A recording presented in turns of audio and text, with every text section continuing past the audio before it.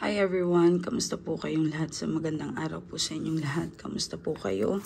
Maraming salamat po sa lahat ng nagpabook ng reading, sa lahat po ng bagong alaga natin. Napaka-busy po natin mga madam po. Pasensyahan nyo na po yung boses ko dahil ano tawag dito?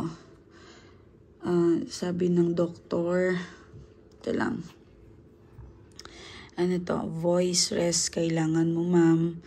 Paps na paps ka na. May acute tonus low para hindi ko mabasa. My God. Mas lalo kang magkakasakit kung ano yung sakit mo. na hindi mo ma-pronounce. Ewan ko kung ano yan ka na. And may acute largistic. Largistis ka na rin. Kaya mong ipahinga ang boses mo para hindi tuluyang mawala ang boses mo. Okay, paos na paos. Okay, so yan po ang finding sa akin ng doktor kasi mag-iisang buwan na po akong paos. Okay, so sige, magpapahinga naman ako pero wag po kayong mag-alala sa akin ha. Maraming salamat po sa nagbigay ng regalo sa akin, nagbigay ng may mga gifts sila sa akin na nakaka-touch po talaga kasi nag-aalala sila bakit wala akong upload kahapon pagpasensyaan nyo ng mga mahal ko. So yung iba na napamessage sa akin nasaan na daw ako. Pasensya na busy lang po mga madam ko. Okay. Yan.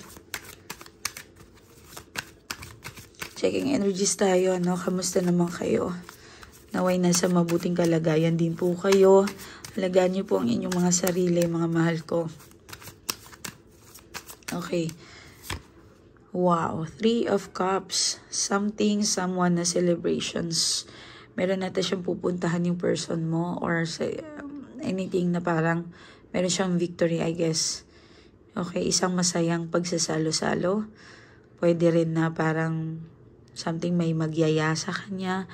Pero I think this is happiness. Okay, masaya ang energy ng person mo. Okay.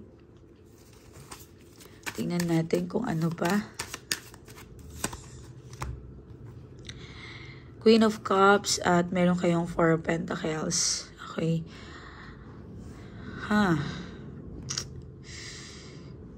Sobra yung effort mo dito sa tao na ito. Nakikita niya na gaano ka nahihirapan.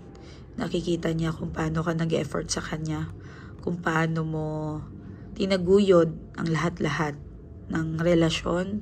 Paano mo linabanan. Paano lahat. Okay? Ang ganda. Magandang energy niya ngayon. Mukhang ano siya na-appreciate ka niya in a way.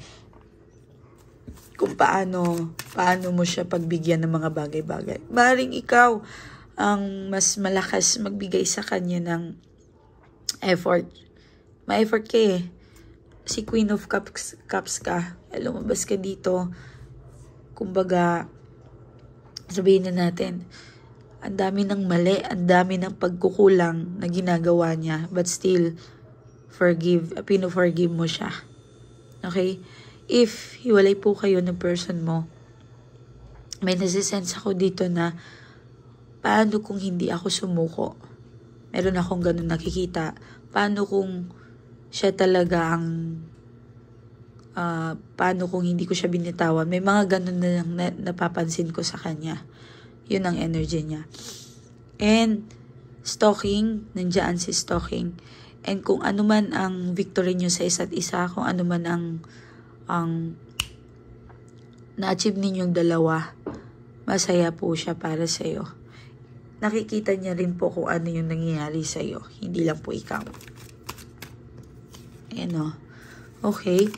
O yung iba sa inyo, baka kinakasal or ikakasal. Okay. So, maaaring may balak siyang pakasalan ka dati. Kung LGBTQ+ man kayo, okay lang po yun. Ikaw yung parang pinangarap niyang pakasama ka. Okay? Ng mahabang panahon. Yun ang nakita niyo. Siguro kapag si ano yung naganito ko, meron siyang mga ganun na iniisip. Siguro magiging masaya ako, maging maayos ako. 'Di ba ang ganda? Okay. Kung gugustuhin nyo naman mag-travel, kung magkasama kayo na person mo or magkikita pa lang kayo, matutuloy po yan kasi nandiyan si Four of Wands tsaka si The Chariot, kung yun man ang tanong ninyo. Okay? So, meron tayong Prince of Cups. Nandito ka rin. Ano? Mahal na mahal ka pa rin ng tao na ito. Mukhang hindi pa rin siya nakaka-let go, nakaka-move on. Meron kinalaman ng something. The 2 times nang lumabas, may paglalakbay. Okay? Oh, pati yung third party, ini-stock ka pala. Ini-stock ka ng third party na to. Okay? So,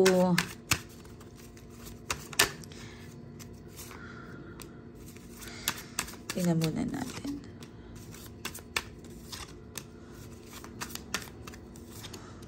Okay. So, meron ako nakikita dito na parang meron siyang na pinagdadaanan ngayon. Siguro sa business, sa trabaho, napapagod na rin siya. Okay? Well, sabi ko nga sa inyo, stop complaining. Pag ginawa nyo yun, magiging maayos po talaga yan. Makikita ninyo kung ano yung pinaghirapan ninyo. Totoo po yun. Halimbawa, kung ilang taon ka na nagtatrabaho, pagod ka na, okay lang magpahinga ka. Magpahinga, pero don't quit. Don't quit. Please, obligahin ninyong sarili ninyo na kakayanin kahit anong pagsubok sa buhay. Naintindihan? Malakas kayo eh. Alam niyo sa sarili ninyo, may mga depression na dito dumadaan. Well, meron tayong nakikita dito na parang someone missing sa kanyang buhay. Possible mahilig to sa nanay, close siya sa nanay niya, possible mahilig siya sa mga kuya niya, someone na may nangyari, trauma from the past ito sa iyong person, kaya nanay tatay niya baka wala na, or pinakamamahal niya sa buhay kasi umiiyak siya eh. May time na parang mapapaiyak siya kapag naalala niya yung mga tao na yon. Okay, so meron din bumibisita sa kanya na someone soul na nawala. Okay, so kung meron kayong kilala na yumao sa kanyang side, maaaring bumibisita po yan sa inyong pamamahay. Okay, so anong gagawin ninyo kapag may mga spirit na mga ganyan? Mga kaibigan na bumibisita? Mag-offer kayo ng food, any kind. Tubig, kung wala talagang food, pagkain, tubig. Okay? Or juice, any kind.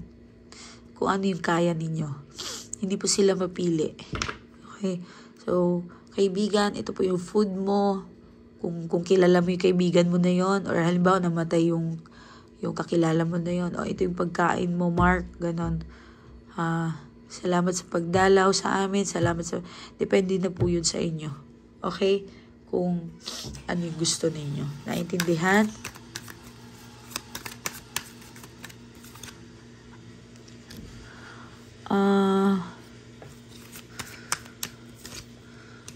Okay. So, meron siya dito, the Word and 6 of Wands and 7 of Pentacles, Prince of Swords and 2 of Wands. Okay. So, meron tayong nakikita dito na pero meron siyang inaalagaan na something. Yung legit, sorry ha. Alam nyo naman masama pakiramdam ko. Sana po ay mahaba po ang pasensya nyo po sa akin. Maraming salamat. So, dito pa lang po ay sobrang blessed na itong tao na ito. Alam niya sa sarili niya na malakas siya. Pero meron po talagang nakakapanghina sa kanya.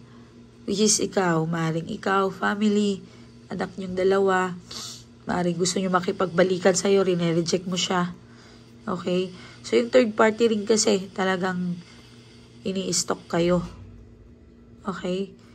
Or kung third party ka, maaaring alam ng ng asawa na ito na parang may namamagitan sa inyo. Pero tahimik siya. Ito yung parang siguro matagal na panahon na alam niyang meron kayo, kaya nananahimik na lang siya. Ako yung punto ko, okay? So, kung third party ka, wala kang dapat ipag-alala. Pero tingin ko, pag third party ka, I think talagang mas mahal ka ng lalaki nito. Okay? Oo. Kasi meron siyang worries eh. Kayuko siya eh. Yan. Hindi niya na ibibigay sa'yo yung oras, panahon pag nagkikita kayo. Something kulang. Okay? Nahihiya siya sa'yo. Parang hindi niya... Pero hindi ka niya kayang ignore or mawala. Ang grabe, no? Diba? Actually, masakit man tong sabihin kayong mga first wife na nanonood sa akin. Sa totoo lang, mas mahal talaga nila yung third party. Totoo yun. Hindi ako naniniwala na tumatay yung balahibo ko. Hindi ako naniniwala na mahal nila yung asawa, mahal nila tayo. Pag may third party po talaga, mas mahal nila ang third party. Kasi mas more silang nag-e-effort doon kaysa sa atin. Wala tayo, kumupas na sila eh. Kumupas na, nawala na yung parang harmony sa love, nawala na yung parang kilig, expire na tayo. Yan. So, pasensya na ha kung ma-offend yung mga unang asawa dito, yung mga first wife. Even though na second wife kayo, may third wife, sa totoo lang, minahal naman tayo, kaso nafe-fade talaga. Totoo, naniniwala ako sa love, nafe-fade po talaga yung love. Okay? So, ano yung dapat nyo gawin? Acceptance. Acceptance. To win back, gawin yung paraan para ma-win back ninyo mga person ninyo.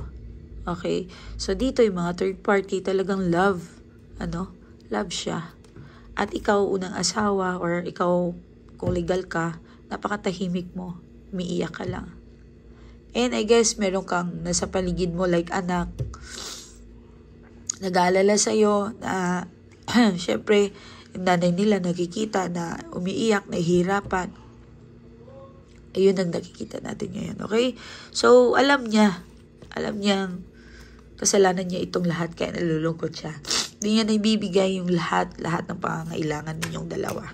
Okay? So, ano yung energy ninyo? Ano yung kayo? Kamusta kayo? Kamusta naman? Kamusta kayo? Lord, bigyan niyo po sila ng kaginhawahan sa kanilang mga puso. Parang awan niyo na po. Bigyan niyo po sila ng katahimikan. Answer prayer po sa lahat. Naway i-bless sila today. May papasok na swerte. May bagong balita. Makakarating, matutuwa sila. Isang malaking perang papasok, magkakaubos, mauubos ang kanilang business, benta o lahat, kung ano man yan.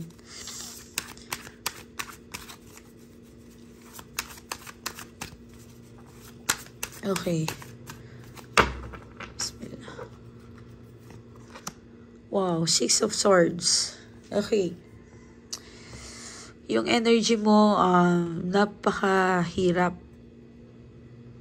Nahihirapan ka. May nakikita ko dito na parang breadwinner. Okay.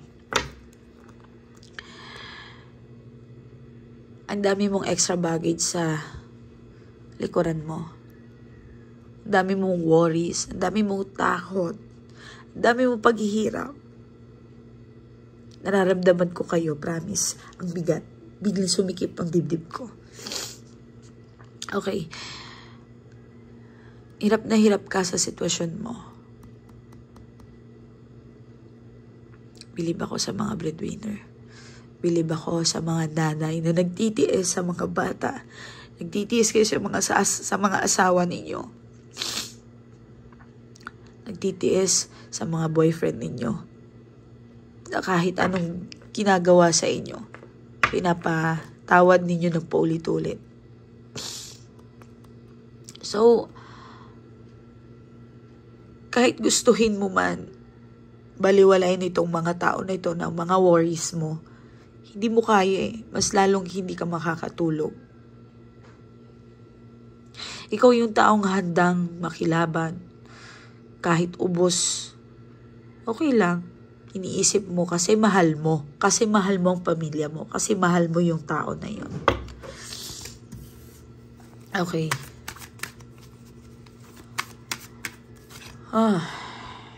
Five of Swords. Tama nga ako.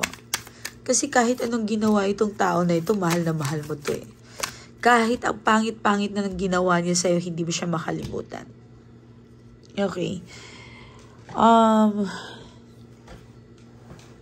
Kakaiba ka kasi magmahal, 9 of Pentacles. Talagang effort. Sobrang effort. Malala. Galing. So, may nakikita tayo dito na parang mag-ingat din kayo sa mga kaibigan, sa mga pinagkakatiwalaan ninyo. Be careful who you trust. Di ba may mga ganun na kasabihan? Diba? So, lagi kayo mag-iingat. Hindi basta-basta kayong mag-open ng kahit kanino ng problema ninyo. Okay? Especially na bago nyo lang kilala. Pinag-aaralan kayo. Okay? So, dagdigay ako. Meron din ako nakikita dito na parang fake friends nakasurround sa'yo. Okay? So, please, hindi nyo dapat dinidetalye lahat ng kung anong nangyayari sa inyo. Be careful. Hindi sila totoo sa'yo. Ay, ako. Ganun talaga. May mga tao po talagang ganun. So, kung nahihirapan kayo, pati pala ng person mo, nahihirapan din pala sa'yo. Okay, tingnan natin.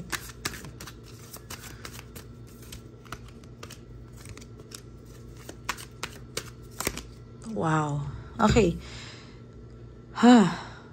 Hirap. Meron dito nag-iisip na magpapakamatay. No, stop it. Bakit? Pag nawala ka na ba, sa tingin mo magiging tahimik ka? Hindi Hindi ka makakapasok sa paraiso kapag kinitil mong buhay mo. Diba? Huwag nyo isipin. Suicidal, maring suicidal ka dati. Minsan naiisip mo na tapusin mo na lang yung buhay mo, pagod na pagod ka na.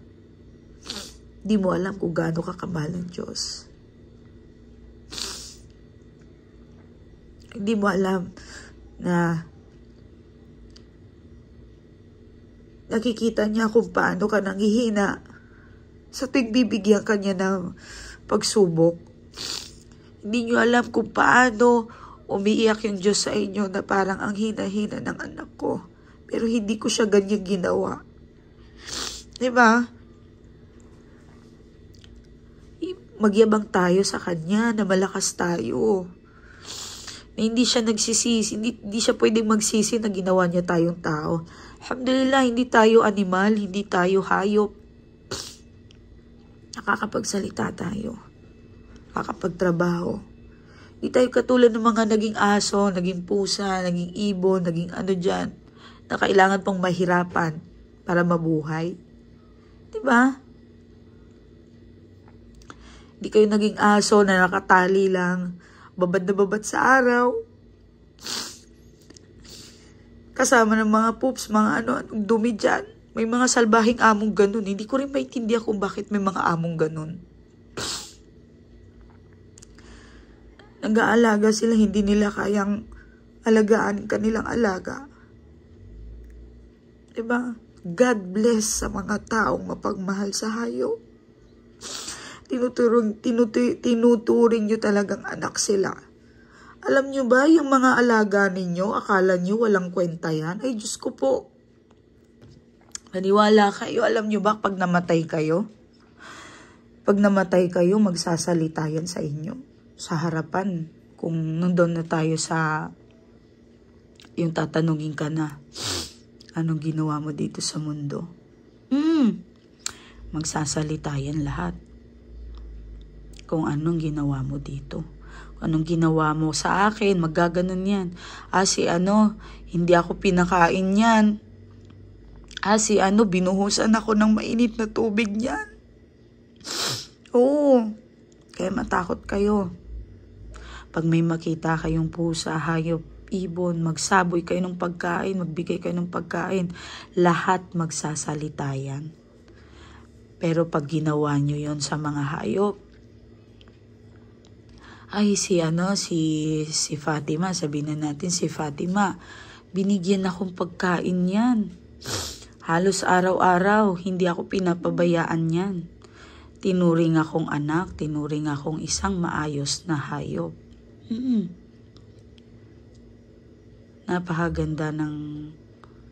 Napakabait ng Diyos sa atin. Kalain mo, kahit masama, if ever, lahat naman tayo may kanya-kanyang kasamaan sa katawan eh. Diba? Lahat tayo may kasamaan sa katawan. Pero pag may ginawa tayo ng kabutihan, lahat yun magsasalita. Para tayong nasa husgado. Yung mga witnesses natin, yung mga ginawa natin kabutihan. Ganun po ang mangyari. So, lagi po kayong magiging mabuti sa paligid ninyo. Even sa kapitbahay, maging maayos po kayo. Be friendly. Kung masama sila, okay lang yun. Di wag kayo magpakita. Trabaho, bahay. Ganun lang yun. Ngiti, hindi yung nakasimangot kayo, nakayuko kayo, dadaan kayo sa isang tao, parang sino kayo. Hindi. Lahat yun, para tayong may CCTV doon, lalabas doon lahat. Kung anong ginawa natin. Okay? So, lagi nyong alalahanin, gumawa kayo ng kabutihan, hindi lang sa taong mga mahal ninyo, hindi lang sa pamilya, even sa paligid ninyo. So, alam ko naman na marami kang takot sa puso mo. Yan. Inaantay mo ang pagbalik niya. Inaantay mo yung isang bagay na good news sa'yo. Okay? Meron kang inaantay dito. Siguro may biling kang bahay lupa na gustong-gusto mo. Pero nakahang ka pa. Okay? Huwag kang magmadali din. Kung may taong magyaya sa'yo na, uy ate, kailangan mo bumibilin to ng lupa, sayang, tumataas to, hulugan mo lang ganito. Huwag muna kayo magpapadala. Okay? Huwag muna. Ate, meron doon kondo na pinibenta, mura lang. Diba? So, huwag kayong magpapadala. Okay?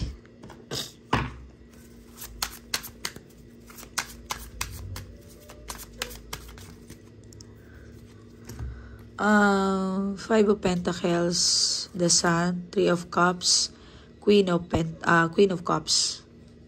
Pareho kayong may celebrations, may coming baby, o kung hindi po yung baby, maaaring nakabuntis yung person mo. Sakit nun. Kung hindi po ito buntis, kung hindi po ito bata, possible may swerteng paparating sa inyo. Pwede rin na kung buntis ka ngayon, swerte yung batang iluluwal mo. Magbibigay sa'yo ng good opportunity, yayaman ang bata na yan. Kung nakalabas ng bata, maring yung binabanggit dito, maring may swerte kang bata or anak na sa pamamahay mo. Okay? Coming po ito, malaki-laki ang swerteng papasok na ito sa inyo, umaapaw. Okay? Umaapaw na swerte sa lahat. Alhamdulillah, kahit medyo negative dito ang cards ninyo, kalungkutan, suicidal, may pangloloko pa dito, may pag-aaway, katampuhan. Maring nagkatampuhan kayong magkapatid, hindi kayo nagkaintindihan, maring ganon. Okay? Meron something. Cancel muna kung bibili kayo ng mga condo or something. Pero kapag nakapag-down naman kayo, okay lang yun. Kung na-settled na, ang ibig ko sabihin dito, yung ngayon, kung may mag-aalok sa'yo, bumili ka ng lupa, bumili ka ng alahas, wag muna. Okay? Or kung hindi po ito na investment or something, maring tao ito. Okay? Kung may hihiram sa inyo today, wag muna kayong magpahiram kasi hindi na po siya magbabayad. Okay? So, ingat-ingat kayo mga mahal ko. So, but dito, meron din pong success is coming, new beginning is coming. Okay? Tahan na. Huwag masyadong umiyak. Huwag muna tayong umiyak, okay? Huwag mo masyadong pahirapan yung sarili mo din. Lakasan na yung loob ninyo mga mahal ko. Kaya nyo yan. Okay, so kung gusto nyo pong magpa-reading,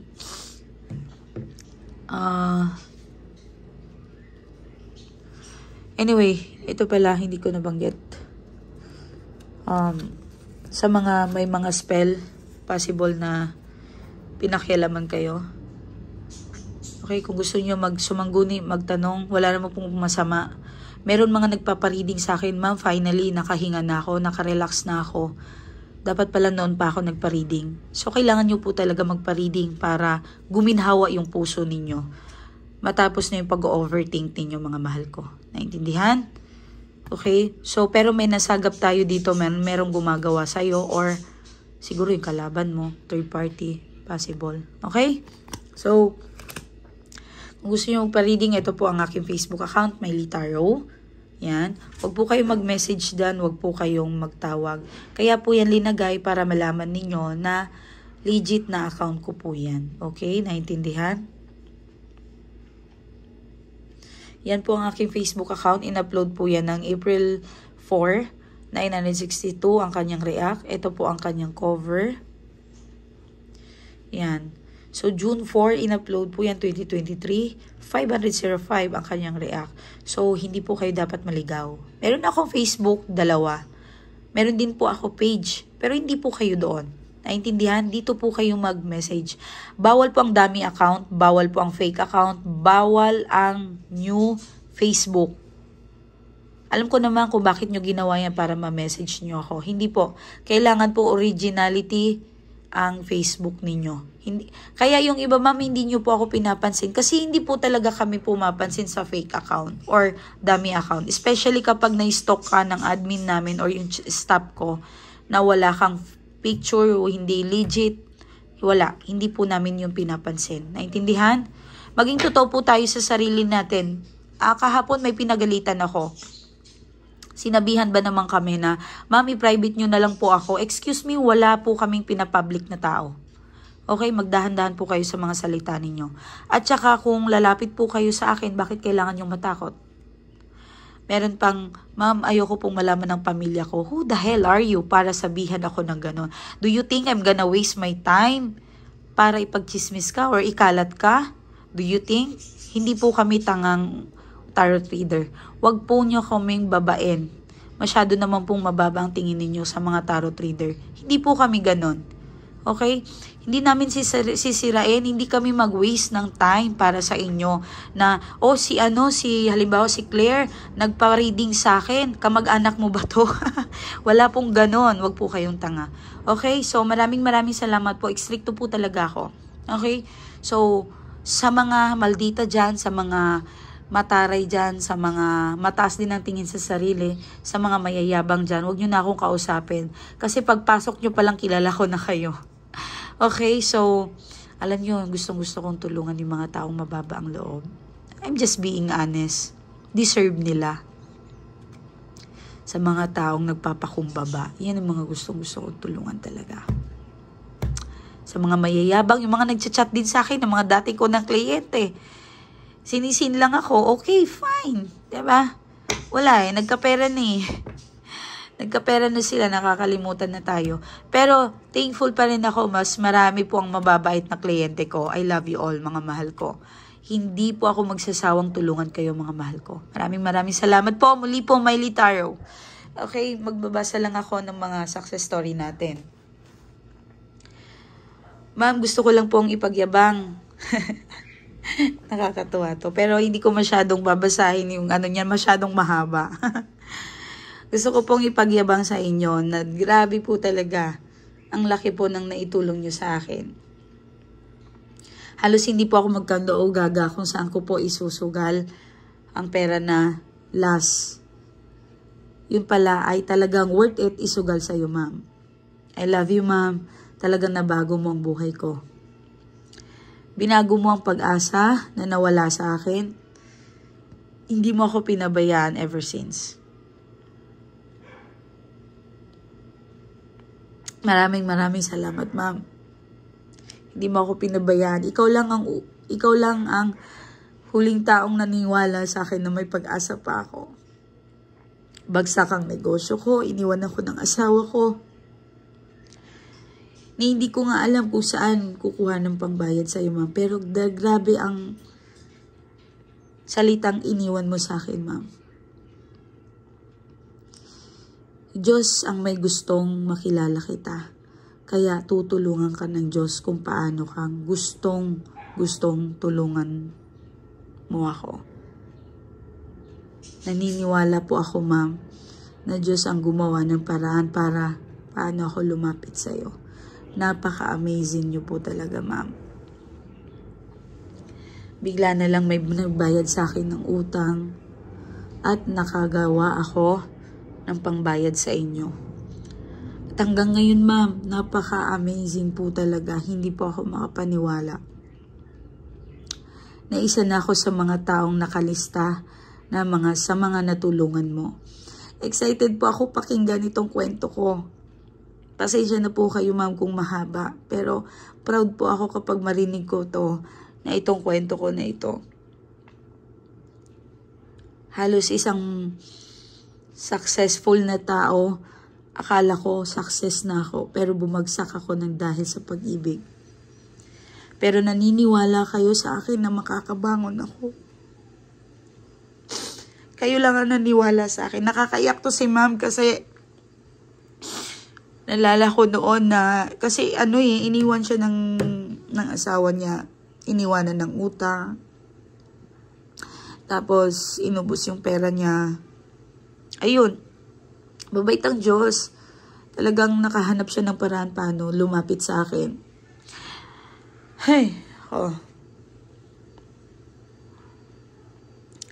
Ngayon, ma'am, nasa kalagitnaan na ako ng aking tagumpay. Kung hindi dahil sa'yo, utang na loob ko to sa'yo, ma'am. Maraming salamat, ma'am. Gagawa po ako ng paraan para makita kayo ulit. Susubukan ko po lahat para makita kayo, ma'am. Kahit busy po kayo, ma'am, mag-aantay po ako para makita po kayong ulit. May kakaiba sa'yo, ma'am, sa personal, sa totoo lang. Nung umalis ako sa bahay mo, nagsimula nang lumakas ang loob ko. Nag-umpisa na yung swerteng dinikitan ako. Maraming salamat, ma'am. Okay. Nakakaiyak to sa as in talaga. Kasi halos lumuhod to sa harapan ko nung una na weirdohan ako kasi nasa gate pa lang umiiyak na siya sa akin. Sabi ko, ma'am, relax ka lang. Hindi tayo magkakaintindihan yan kung iiyak ka lang. Yung pala, grabe pala, malala pala ang ginawa sa kanyang asawa niya. Napakasalbahe.